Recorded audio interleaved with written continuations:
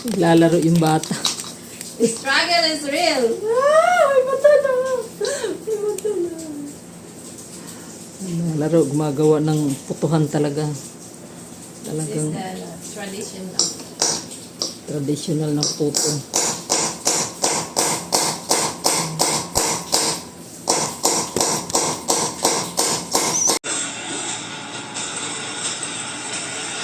Nanonood niya.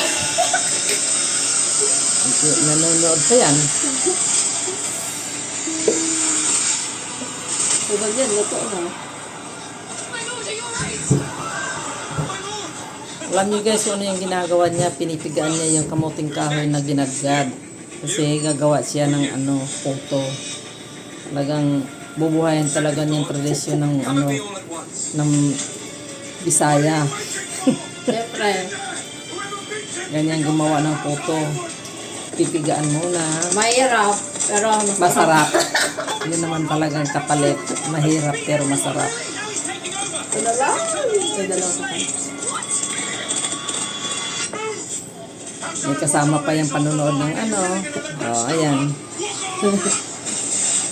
Hindi ka nagugutom. Scoop. Sabi ko kasi, hindi ako nagutom. So, gagawa ng puto. Ito na ngayon. Dudurog-durugin.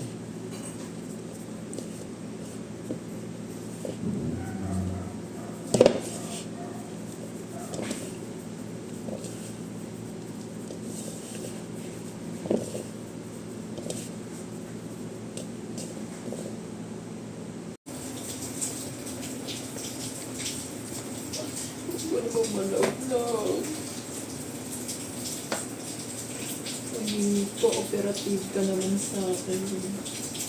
Ang dami ko ng hirap. Pansinin yung mga kalat-kalat dyan guys ha. Kasi natural lang yan.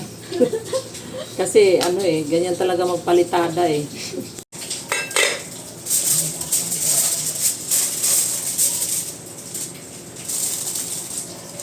Handa, baka bumagsak yung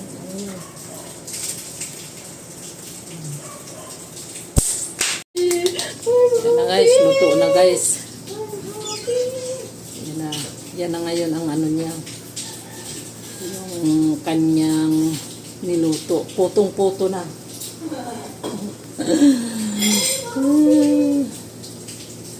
Hindi na kailangan tusukin yan para malaman na na sa ilalim. Surprise! Ay, hindi pala teka. Hindi ko nakamiti dito.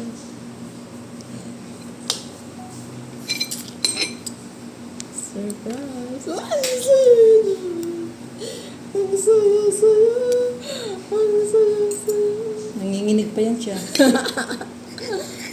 So, yan. Look at that! Look at that!